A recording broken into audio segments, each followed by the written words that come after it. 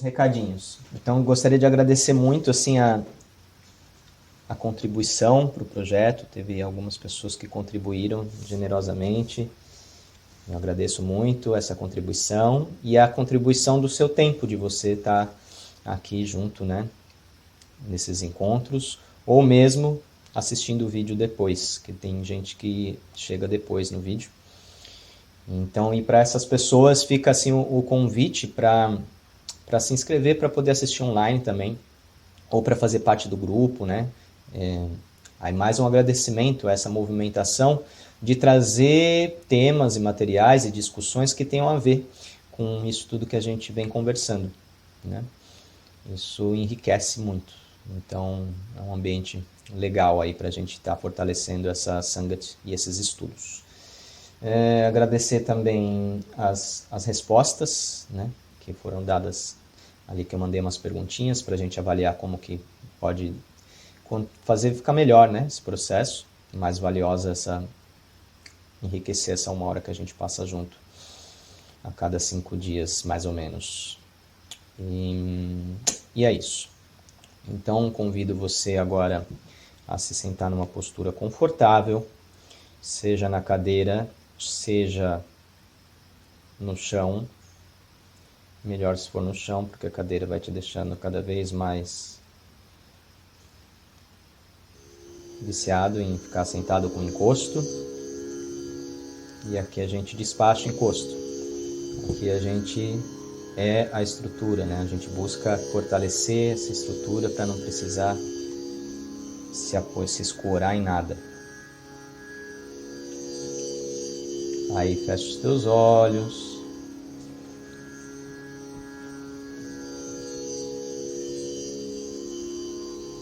Sente a respiração.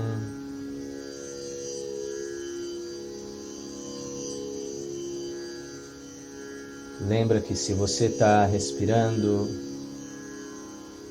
você é muito abençoada, muito abençoado. E cada vez que você respira é uma nova bênção, é uma nova oportunidade.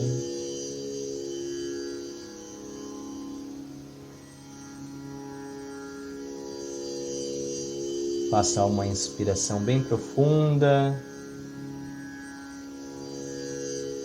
E solta o ar bem devagarinho, levando o umbigo lá nas costas.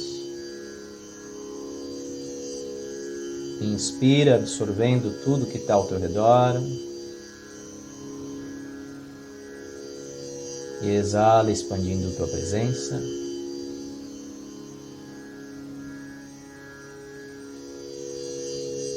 Então agora coloque as mãos para frente, com as palmas viradas para frente, os ombros relaxados.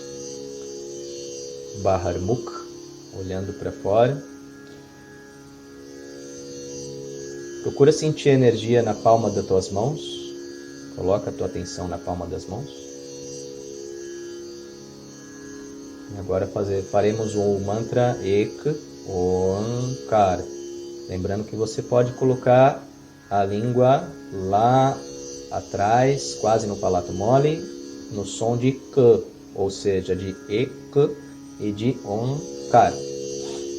E Ura, não é Kar, Kar, você bate a língua lá antes dos dentes, naquela lombadinha que tem, tá? Então inspira bem profundo, faremos algumas vezes. Inspire.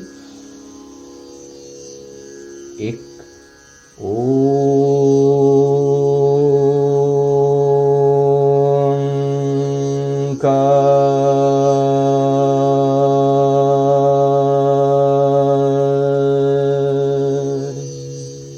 Eu reconheço o universo à minha volta como parte de mim. Ek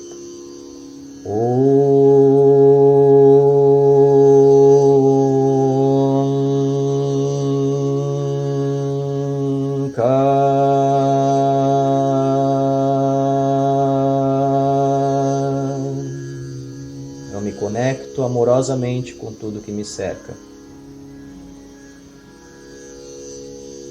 Ek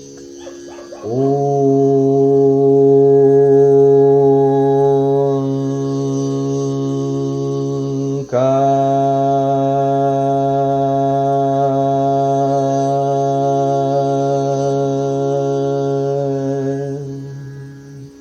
Não há limites para essa expansão.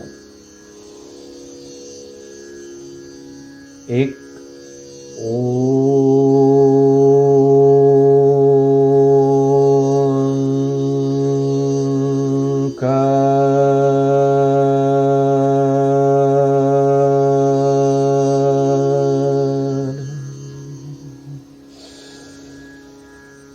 Ek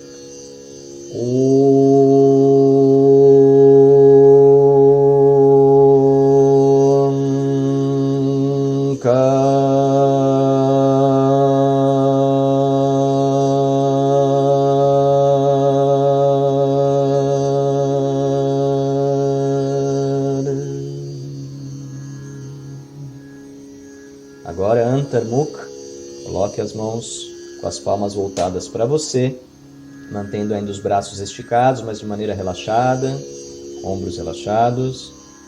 Procure acompanhar a vibração desde o ponto do umbigo, desde o nabe, por toda a coluna até o terceiro olho. Inspire. Ek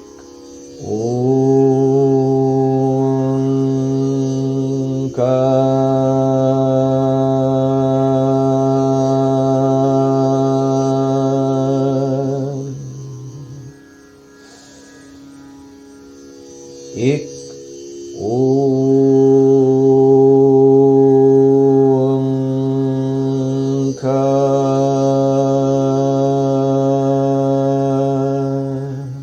Dentro de mim há um universo tão vasto quanto fora. Ek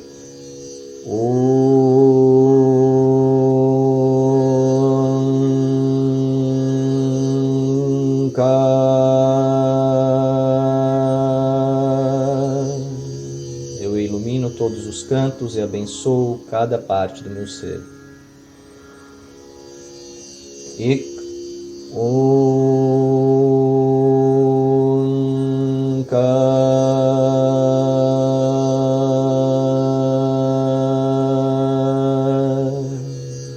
Eu sinto a vida pulsando incessantemente através de mim. Ek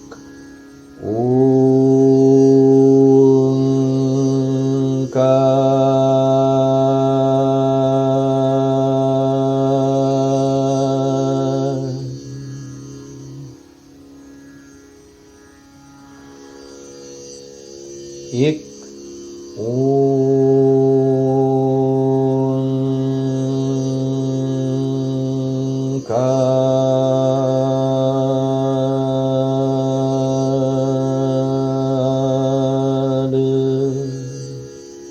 E agora traz a mão esquerda no centro do peito e a direita por cima. E nessa respiração e nesse mantra, integre tudo que há fora, tudo que há dentro, numa mesma unidade. Inspire. Ek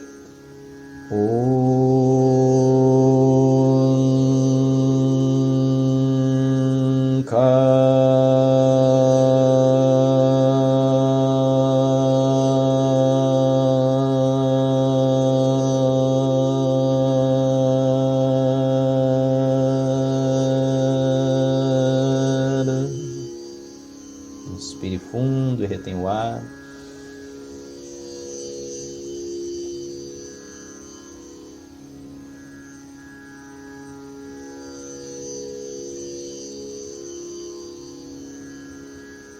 Exale completamente, mantenha os pulmões vazios e desfrute desse espaço de tranquilidade.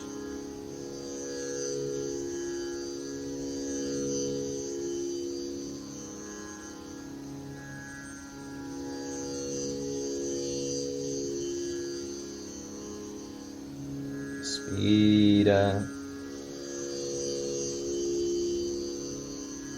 Exala. Vaheguru Ji Ka Khalsa, Vaheguru Ji Ki Fatah. Apo Japai Japai So Nau, Apo Gavai So Hari Gunu Gau, Prabhu Kirpate Hoi Pragas, Prabhu Dayate Kamala Vigas.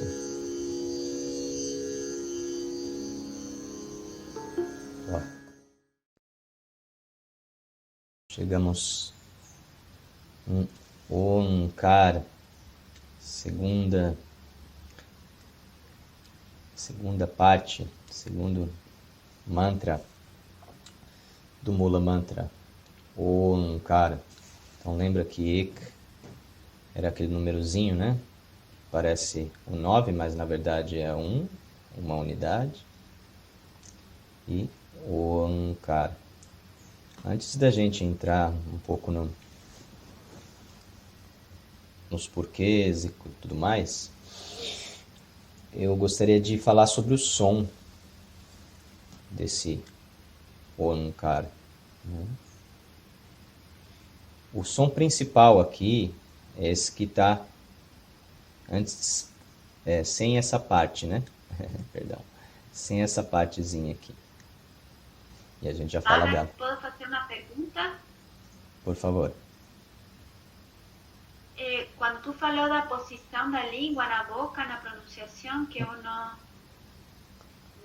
entendi, não consegui ouvir certinho. Você coloca a ponta da língua, para pronunciar K, lá atrás, quase no palato mole. Se você passar a tua língua na parte superior da tua boca, no palato, você vai sentir que tem várias bolinhas, assim.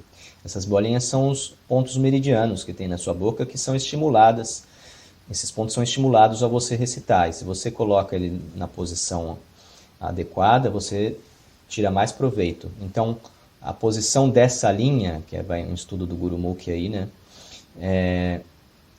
Que é esse som de boca, né? Ainda na boca, de expressão, de criatividade, K, é com a língua lá atrás. Ó, imagina que isso aqui seja minha boca, tá? Aqui tá minha língua. Aqui seriam os meus dentes, certo? Aqui, né? Aí aqui tem aquela lombadinha do dente, tem o meio da boca e tem essa parte aqui, ó, antes do palato mole, na fronteira do palato mole com o palato duro. Aí você, na hora de fazer ek, pressiona só na hora de fazer o som, depois você pode relaxar. Então tem que deixar a boca um pouco aberta na hora de pronunciar o som, né? Ek, Onkar. E num primeiro momento pode ser difícil, né?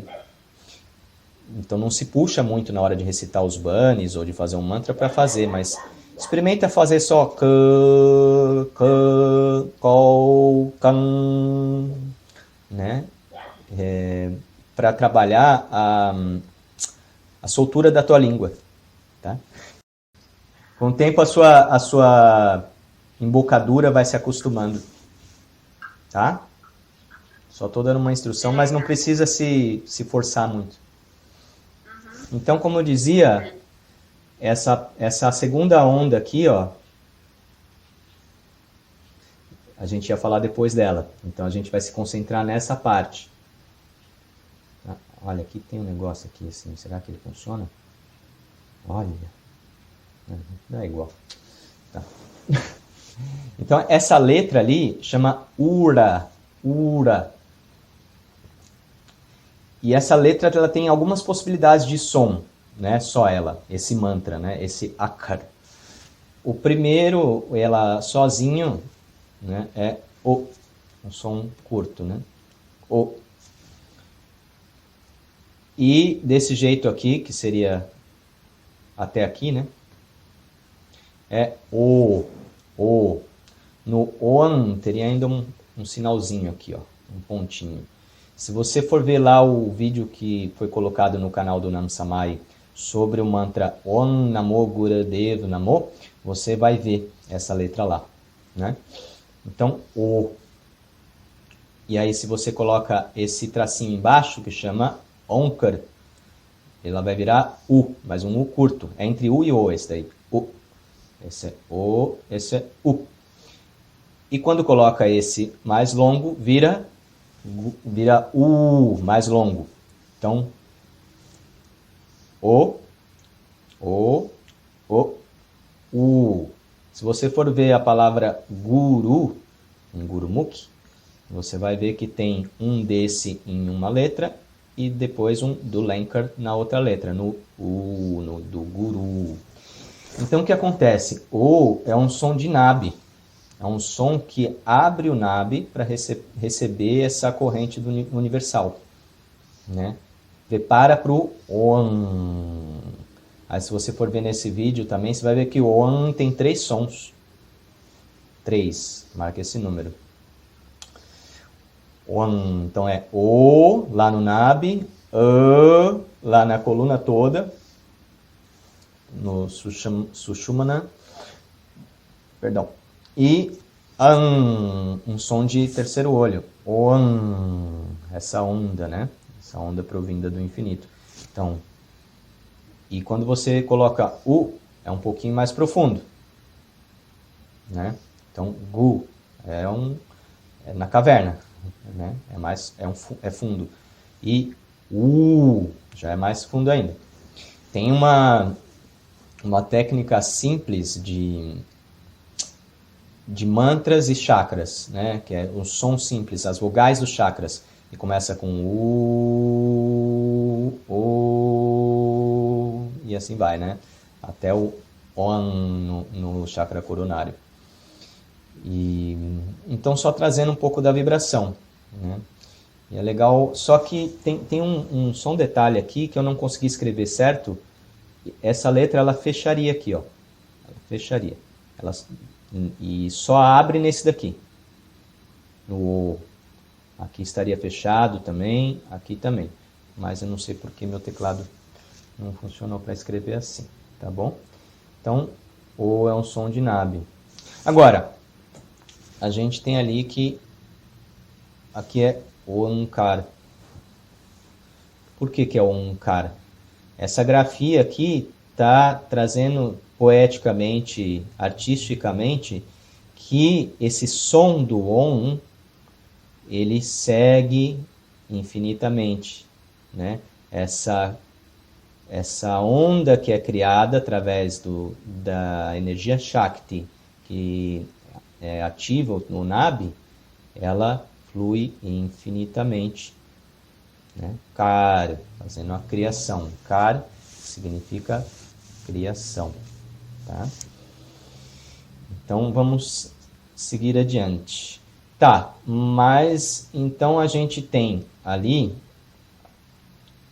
Ek e Onkar, né? Então vamos tentar saber um pouco o que era falado, né?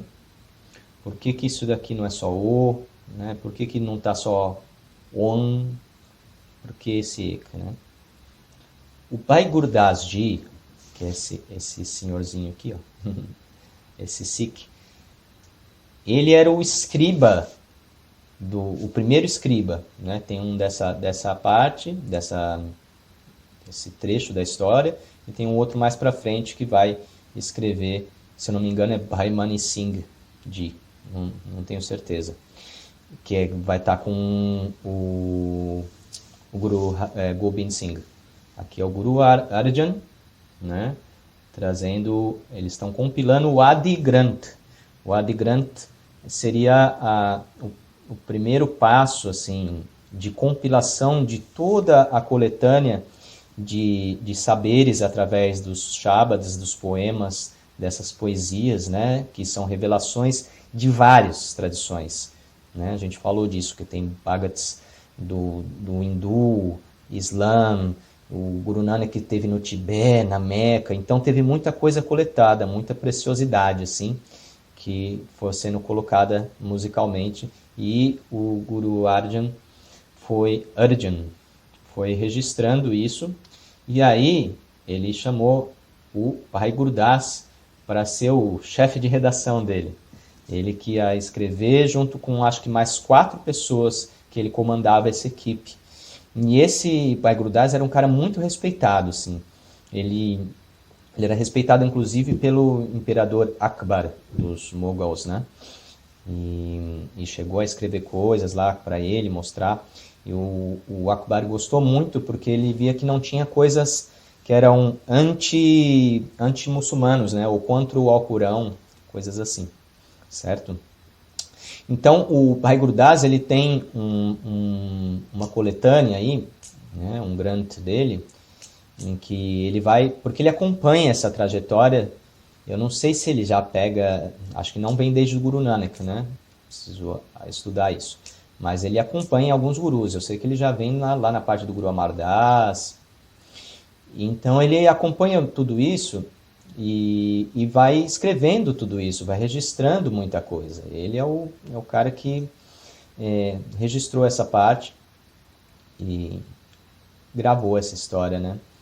E então ele tem esses vars. Var é um tipo de estrutura poética que ele tem essa coletânea e tem no 39,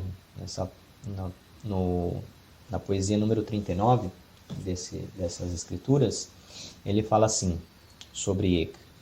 Ekankar ekang lek. Ekankar ekang lek.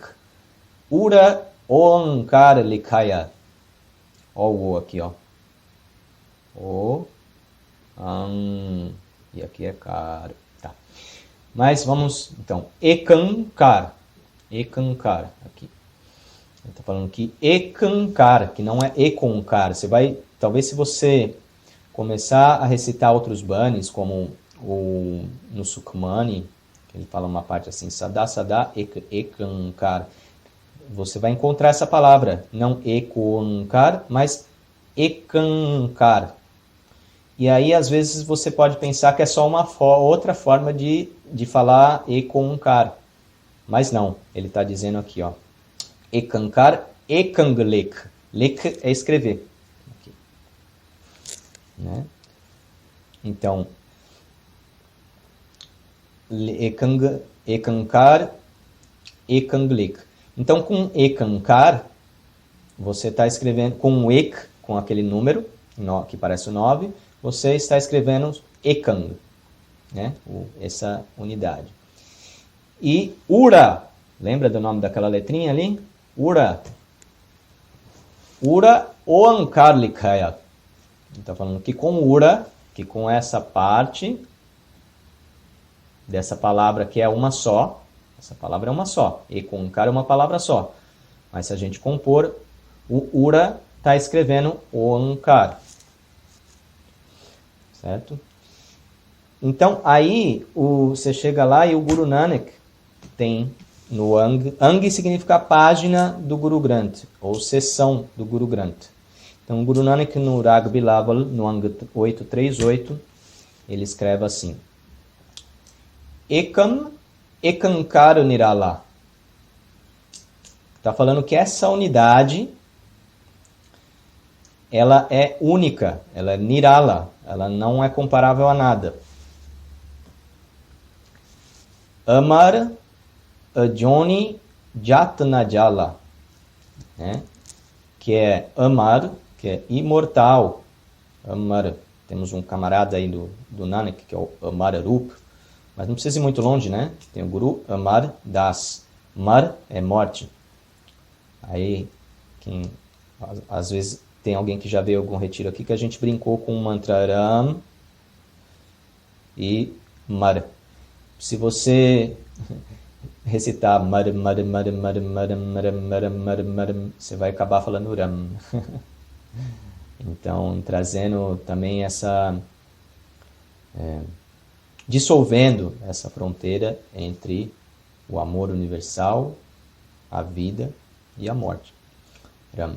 Então, Ekam, Ekankar Nirala, é uma unidade, essa unidade, ela é Nirala, ela é única, ela é incomparável, certo? Amar, imortal, Ajoni, a gente tem isso mais pra frente, né? Só que tá como Ajuni, no próprio Mula Mantra, né? Ekankar, Satnam, Kartapurk, Nirbhav, Nirver, Akalmurat, Ajuni. Mas aqui está Ajoni. Ainda vou descobrir por que tem essas diferenças, né? Mas eu acredito que tem alguma coisa de concordância no sentido gramatical, né? No sentido de frequência vibratória do mantra também tem outra diferença. O O é mais Nabhi e quando vai para o U é mais profundo do que o Nabhi, né? Então, imortal, não nascido, Jat. Jata significa casta, linhagem ou círculo, né? Círculo no sentido de círculo social, círculo de pessoas. Jata Najala. Ela não tem nenhuma casta. E também não tem esse na, esse carinha aqui que parece uma ferradorinha, né? Indica negação. Na jala, é fácil de lembrar, né? Na jala. Então, e também não é limitado a nada. Não é limitado a nada. Então, a gente está falando que esse ek, que está escrito ali, é Amar Ajoni Jatna Jala. Então, ele está concordando com o que o pai... Ih, fugiu o nome do homem. Gurdas está falando, né? Agam agochar rupnarekya. Agam agochar rupnarekya. É agam, é inalcançável, é muito grande. A extensão desse ek é muito grande. É agochar, é insondável. Você não consegue compreender completamente. Rup é forma. Rup é forma. Então, rup na rekya. Você vê que ele coloca a negação juntando as duas palavras, né? Em rup e rekya. Rek significa características. Não tem forma nem características, né? Então, ekankara é único, não tem como chegar ao fim, né? E não tem formas nem características. Pega bem isso. Não tem forma nem características. Ok? E aí, a gente chega lá, o Guru Nanak fala assim, Kojat, kat dekya. Kojat é procurar, procurando, nesse caso, né? E quando vem duplicada a palavra, sai daí. Kojat. Né? Isso daqui está escrito Kojat, tá? Significa ao fazer a determinada ação. Então, kar, ao realizar a realização. Kojat, ao buscar, buscando e buscando. Aí ele faz o mesmo padrão novamente aqui. Gata. Gata é uma palavra muito bonita, que ela significa... Tem vários significados, né? Mas os que eu conheço são coração e casa, né? Aquele quer dizer no interior de cada ser, né? Procurando, né? No coração de cada ser, dekya, eu ouvi, né? Então, esse ekankar, que é sem forma, que é único, que é insondável e que não se pode descrever, ao procurar profundamente, eu encontrei dentro do íntimo do meu ser e eu encontrei em cada coração, em cada pessoa, na profundidade de cada pessoa. Isso é o Guru Nanak falando, no Rag Bilawal. Certo? Então está completamente está completamente em toda parte, toda parte, mas não tem forma. Quando a gente fala que ele é sem atributos, narekya, a gente está falando de um termo que chama nirgun. Gun é virtude ou características, né?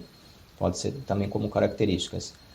Gun, nirgun, sem forma, sem características, né? Sem nada que o defina. E a gente tem nirgun e sargun. Sargun é com a forma. Então, ele está completamente em toda parte, mas não tem forma. Aí a gente tem aqui um outro Bani do Guru Nanak Dev Ji, que é o Ramkali, está em Nurag Ramkali, que evoca esse estado de êxtase, de paixão pelo divino, saudoso, né? Como é no Anand Sahib, né? Ramkali Merlatidya Anand. Nesse caso é Ramkali Dakni Omkar. Dakni não é o nome do Shabad, não é o nome do Bani, perdão. Dakni significa que é do sul. Então, faz parte de conversas que o Guru Nanak teve com pessoas do sul da Índia. Certo? Ang 929. Tá. Então ele fala Prabnere. Prabhu, Prabhu, Nere. Prabhu significa... Você vai encontrar muitas vezes traduzido como Deus. Mas a gente já está trabalhando isso, né? A gente pode dizer que a imensidão de onde tudo surge está perto. Nere. Né? Lembra do final do Japji? Jininam Dhyaya, Gai Mashakat Gale, Nanakete Mukujale, Kete Chutinali. Perdão, tem uma parte antes, né? Pavan Guru Parni Pita, Mata Tarat Mahata, Divasadaya Duedai Daya, Kele Sagal Jagate, Changyaya Buriaya, Vachetar Mahadura, Karmi Apua Parni, Kinere, que dur. Né? Ali está falando que, só resumidamente, bem rapidinho, que a gente vai chegar lá em algum momento, depois de passar todos esses degraus, ou degraus, que de acordo com as nossas ações, de acordo com o nosso esforço, né, onde a gente coloca a nossa energia, a gente pode se ver distante, duro, né, distante, ou próximo de sentir essa unidade. Prabhu Nere, está perto. O Supremo está perto. Dur na Janaho. Dur, longe. Jana é de conhecer, né, de saber. Não se sabe de algo, dessa supraconsciência, não tome ela como distante, como algo lá longe. Não pense nisso como algo lá longe. Né? Eko Srishta Sabai. Srishta é de colocar a tua atenção, teu foco. Né? Eko Srishta, perdão. Isso tem a ver com permear. Né? Drishti é colocar o foco. Né? Srishta permeia toda a criação. Esse ek, né? Eko Srishta Sabai, permeia toda a criação. Sab quer dizer toda. Sabai. Então, o Supremo está perto. Está próximo. Não pense nisso como algo distante. A unidade permeia todas as coisas. Ok? O que mais que ele me fala aqui? Ekankara Avaranahi Duja. Só existe esse Ekankara. Não existe nenhum outro. Não existe nenhuma outra entidade. Não tem você e eu. Não tem um você e um eu. Tudo que existe é Ekankara. Nanak Eko Samai. Nanak Eko Samai. Então ele está falando assim: funda-se a essa unidade. Imerja nela. Lembra do nome do ashram aqui? Nam Samai. Mesma palavra. Então, fundir-se nessa unidade. Então, tá falando lá. O conselho do Nanak é: não pense nesse divino como algo distante. Está bem perto e permeia tudo. Não há outra coisa senão essa unidade. Funda-se a ela. Né?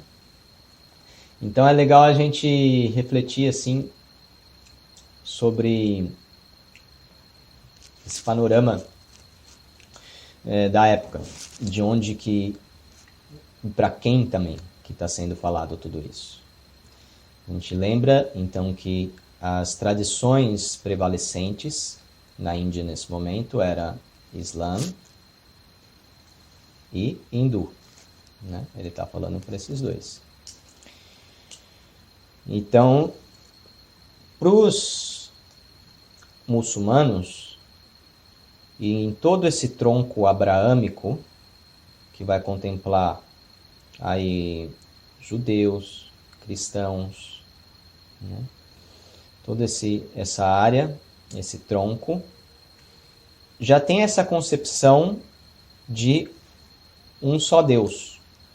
Um só Deus. Já existe essa concepção. E o Guru Nanak ele não está discordando disso. Ele começa falando Ek Ele falando que há uma só suprema consciência.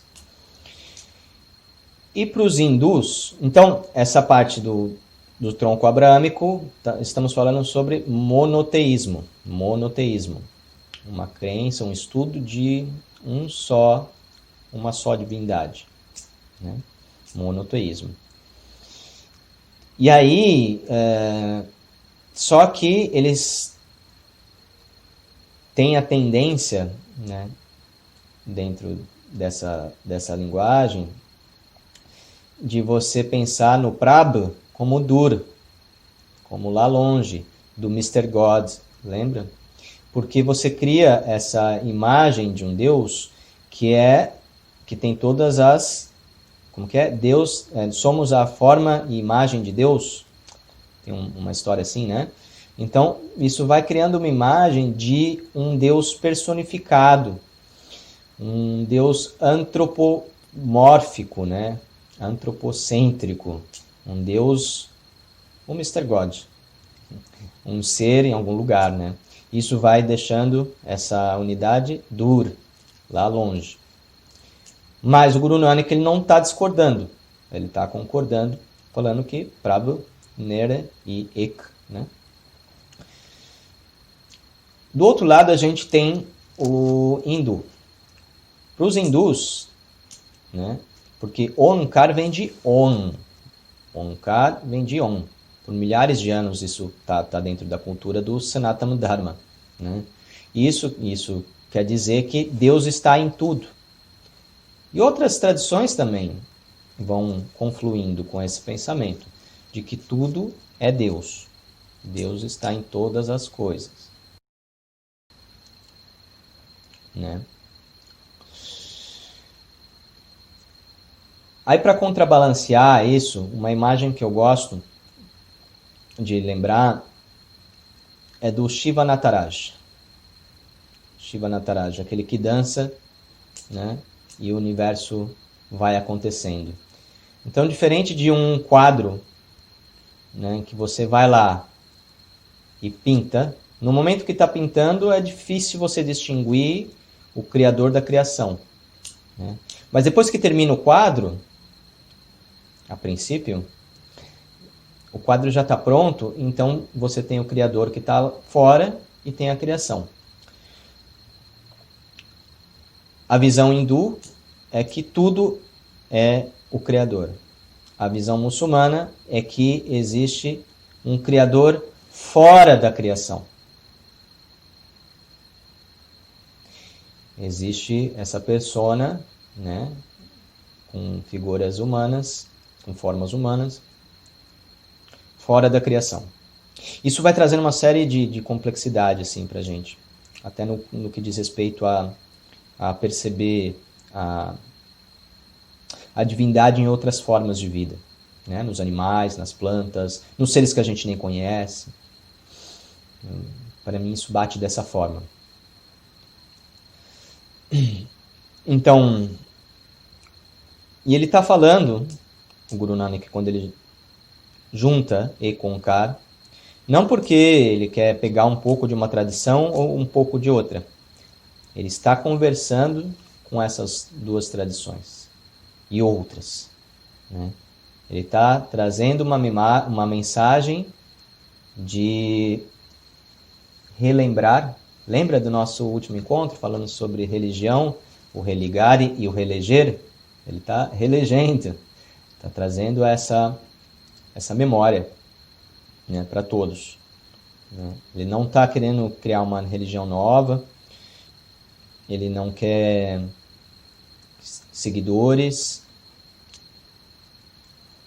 E, na verdade, a verdade, Sat, sempre existiu.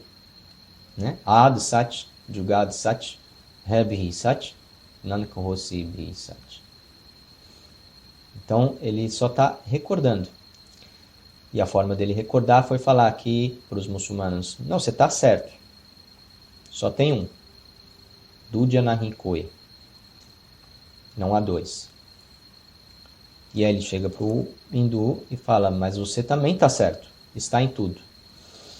Então, voltando para o Shiva Nataraj, o universo ele está acontecendo enquanto Deus dança, né? Isso na visão hindu, né? O universo ele acontece enquanto Deus dança.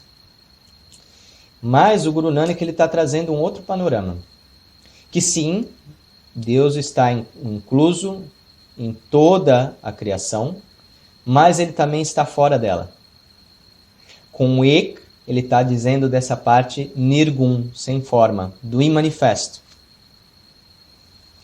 Aí, Shiva diz que Ishar, né, significa o vazio, né, o Shunya. Então, existe um momento que estava Shiva lá no absoluto nada, né, nada. Total falta de qualquer coisa. Total abstração. E de repente chega Shakti e começa a encantá-lo, a dançar em volta dele. Então Shiva, encantado com aquilo, ele olha, os olhos brilham e ele abre a boca. E no que ele abre a boca, saem galáxias, planetas, estrelas, seres mais seres. Né?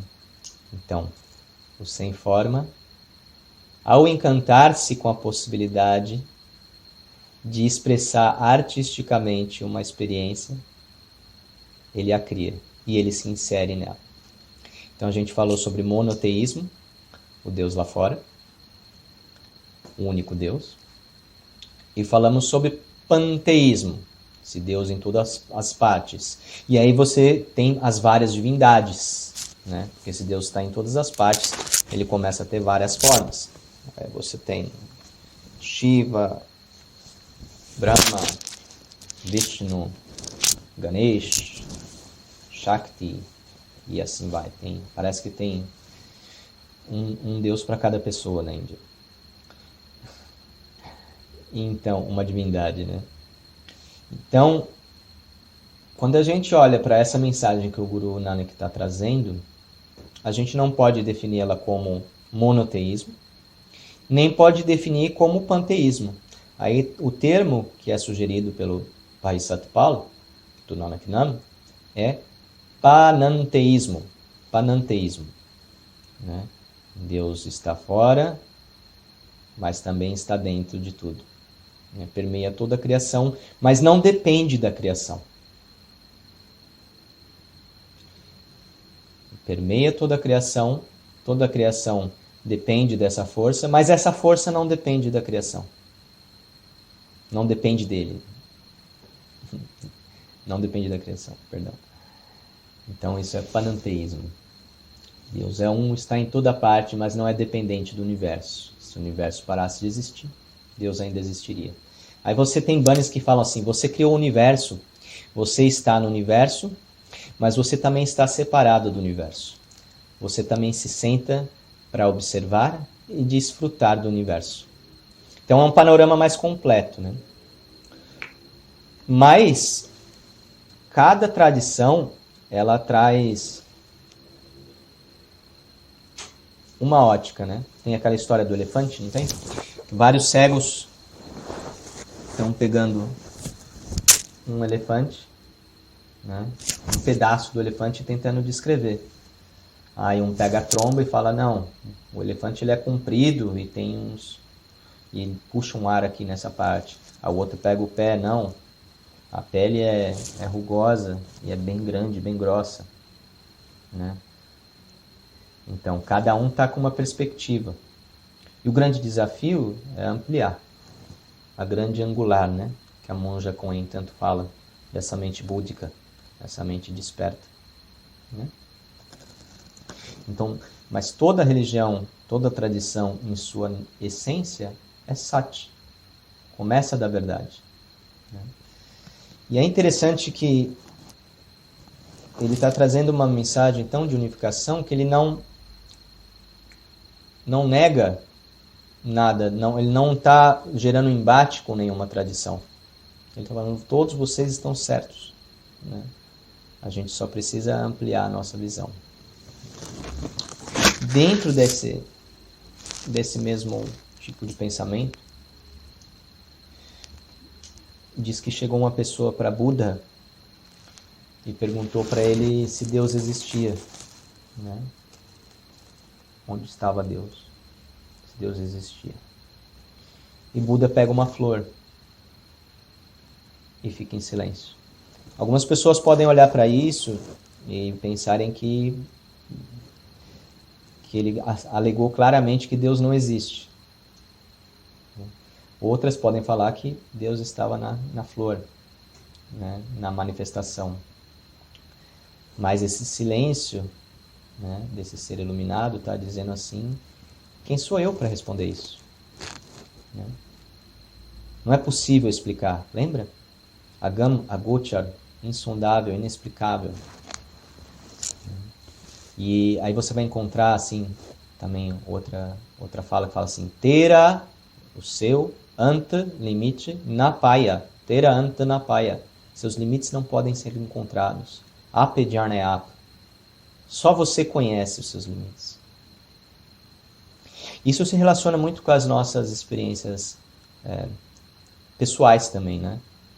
Não tem como saber a profundidade do nosso ser. Assim como a gente não tem como julgar alguém porque é muito profundo, né, o universo de possibilidades de cada ser. E só a pessoa no mais íntimo dela pode conhecer ela mesma. Mas aqui ele está falando que só essa força que move, que se expressa na criação, só ela mesma se conhece. Então essa história de querer compreender ou discutir e definir o que é Deus, o universo. Complica, né? Não tem como. Então, aí a diferença, né? Qual que é a diferença entre esses seres? Jesus, um Guru Nanak, os Bhagats como Kabir, Namdev, né? Esses seres despertos. Qual que é a diferença deles para você? Para mim? É que eles não têm um eu mais. Eles erradicaram esse eu.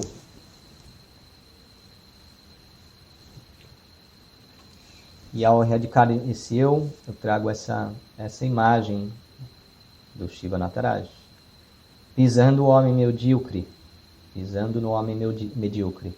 Todas as picuinhas do ego, todos os quereres, todas as coisinhas pequenas, ele pisoteia e sapateia e dança em cima disso. Os Bhagavatas também diziam assim, né? Eu e Deus somos um, tudo que eu digo são as palavras dele. Turkibani, Jasmine Ave Kasam Kibani, né? Não sou eu que estou dizendo. Essa força está se expressando por mim. Eu não estou aqui. Quando você olhar para mim, não olhe para mim, olhe para o divino, né?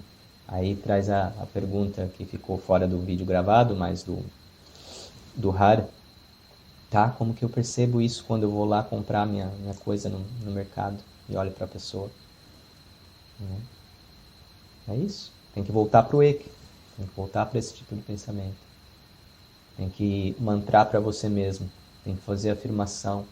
Né? Lembra que a gente foi treinado para perceber a dualidade muito mais tempo do que perceber a unidade. Mas esse potencial desse estado desperto, ele está em todos nós. Está em todos nós. Né? Todos esses ensinamentos, eles são inspiração. Né? São memórias para um ser desperto. Então, quando a gente fala assim dessa ausência de eu,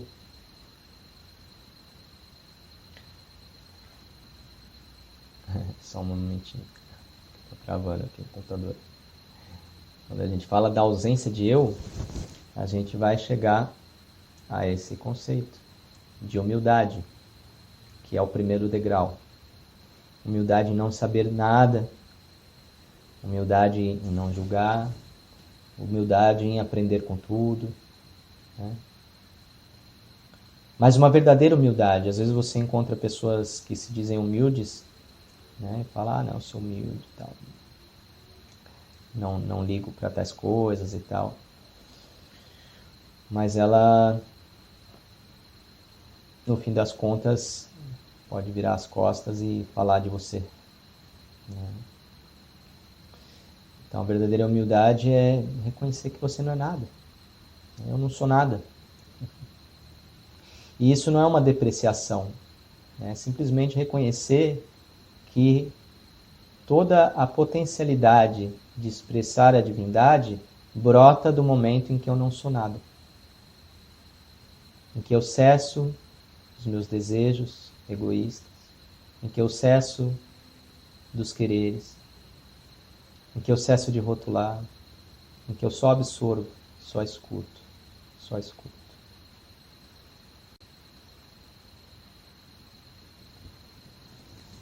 Quando não existe um eu sou, não o eu sou do Soham. Isso é um ponto interessante, porque esse mantra Soham, falando do eu sou, ele está tirando todos os atributos desse estado de ser. Ele está dizendo apenas eu sou. Apenas eu sou. Como tem uma parte lá, quando acho que é Maomé, ele se depara lá com a árvore pegando fogo em cima do monte. E é uma manifestação divina. E tem uma voz que fala para ele dizer algo pro povo dele, né? E aí ele volta e pergunta assim, tá, mas quem tá mandando? Aí ele fala assim, eu sou. O eu sou está mandando. Eu sou o que eu sou. Talvez a história, né, não seja nem eliminar o eu da oratória, mas tirar esses atributos do depois do sou, né? Então, reconhecer que a gente não é importante, não é nada, e que tudo é a graça, mesmo os erros, né? Tudo acontece através da graça. Todos os acertos e todos os erros.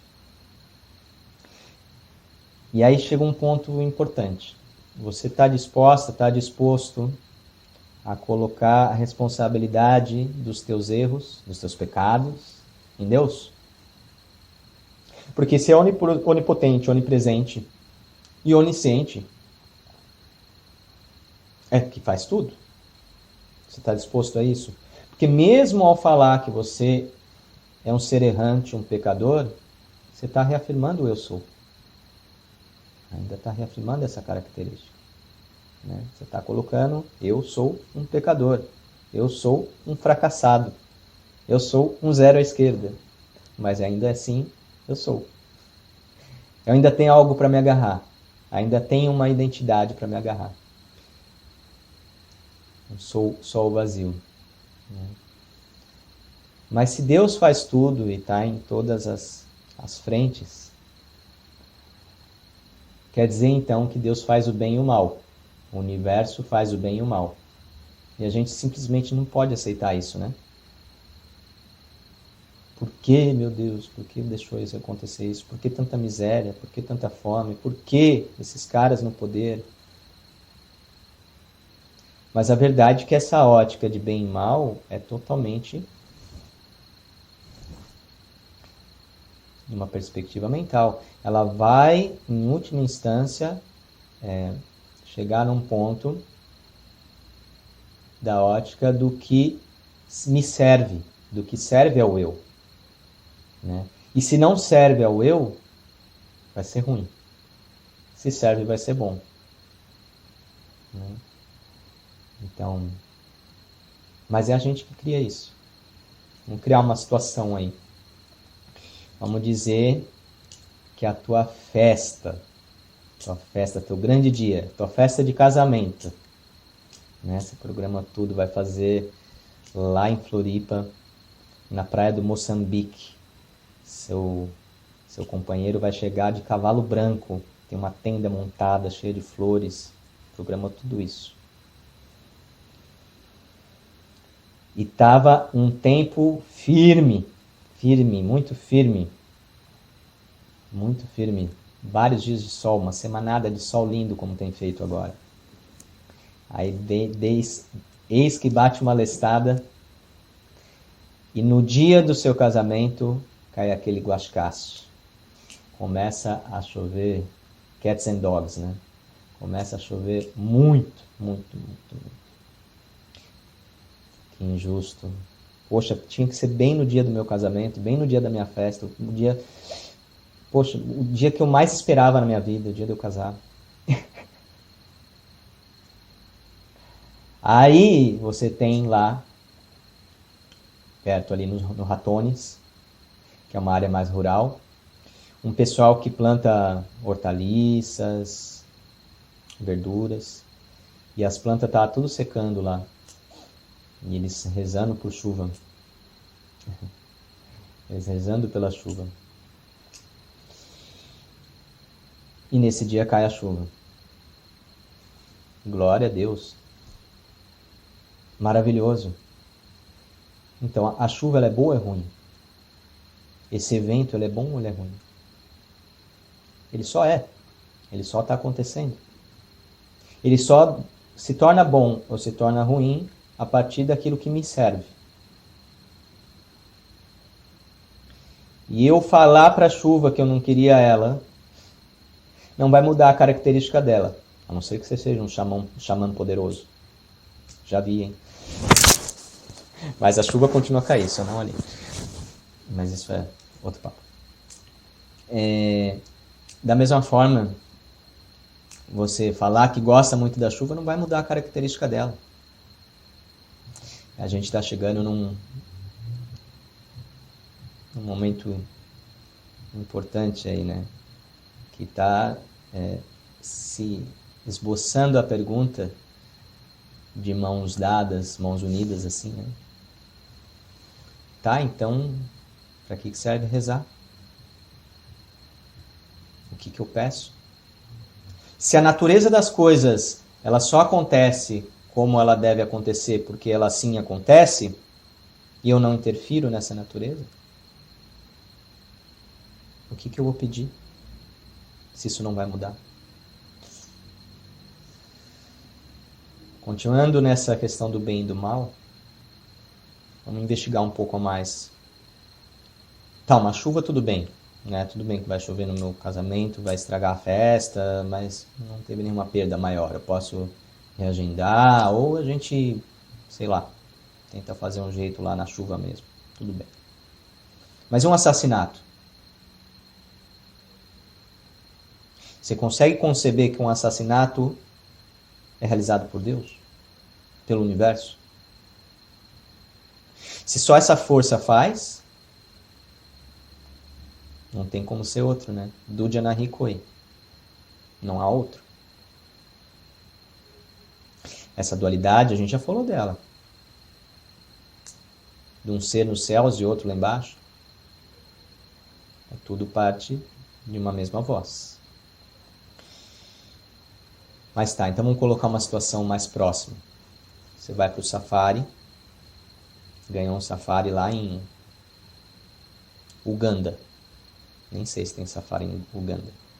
Mas ganhou lá, tá lá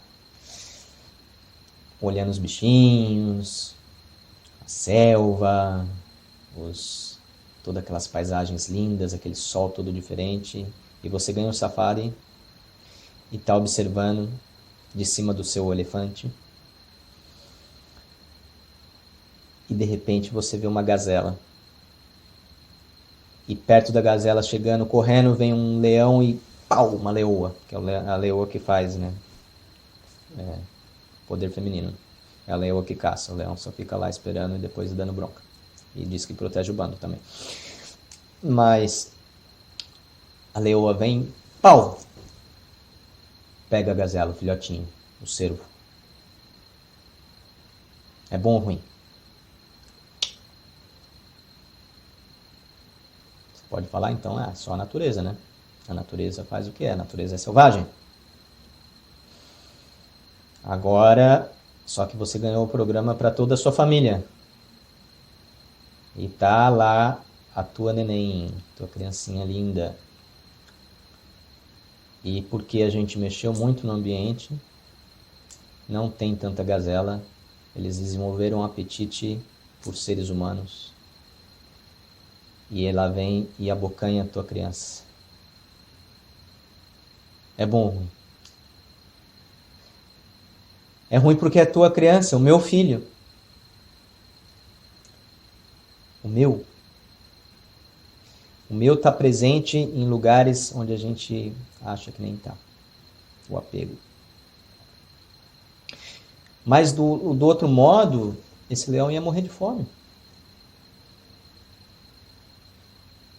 A prole toda da leoa ia morrer de fome.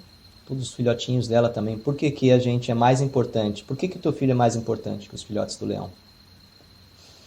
Por que que a gente é mais importante do que a vida das abelhas que são mortas ao extrair o mel?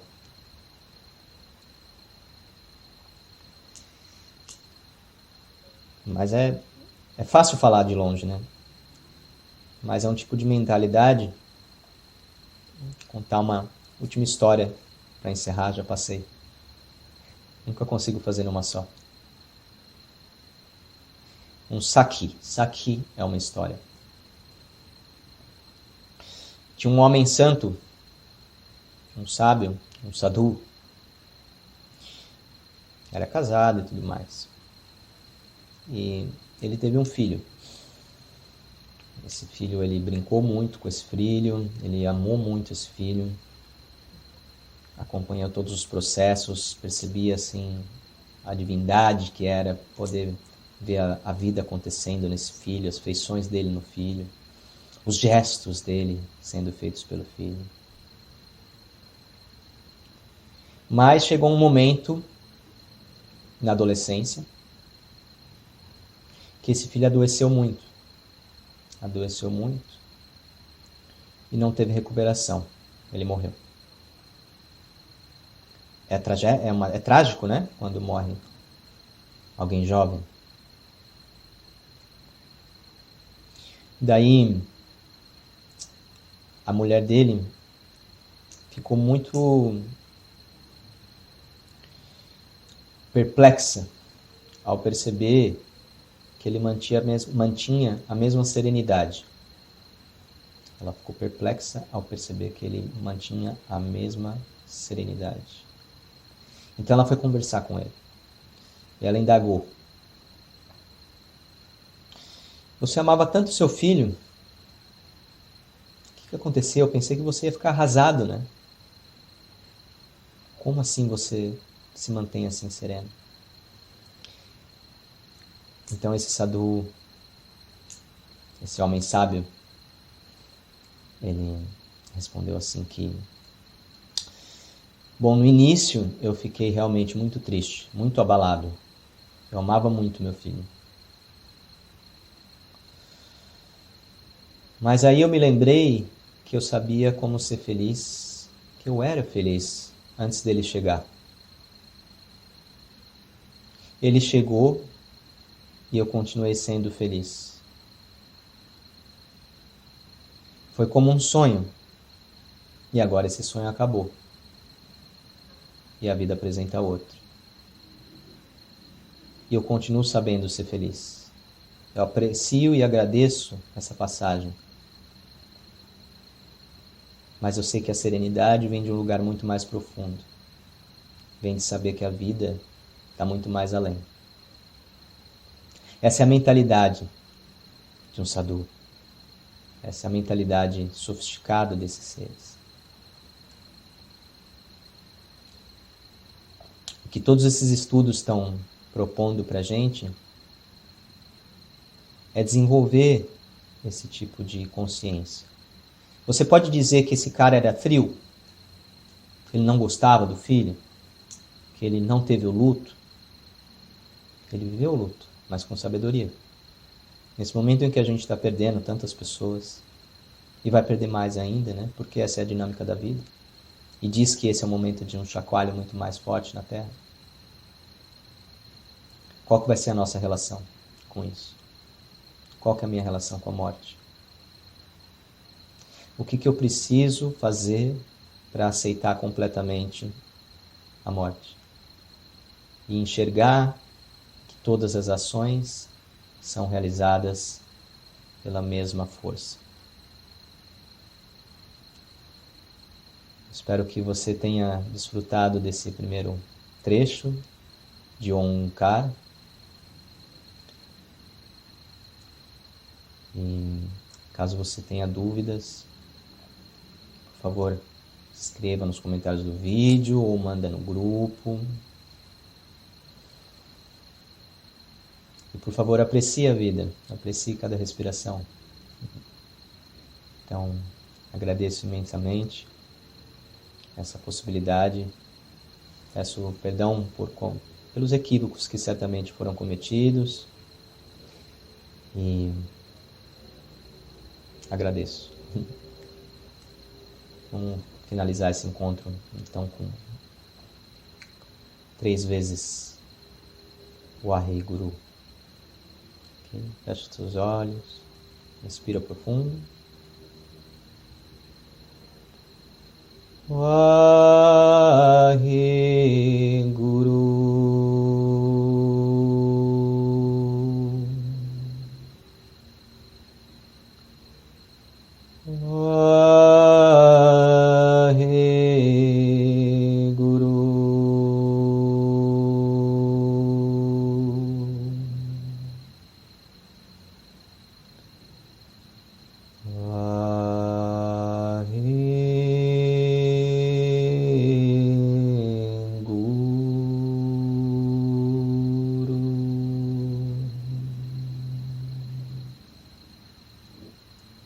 Waheguru Ji Ka Khalsa, Waheguru Ji Ki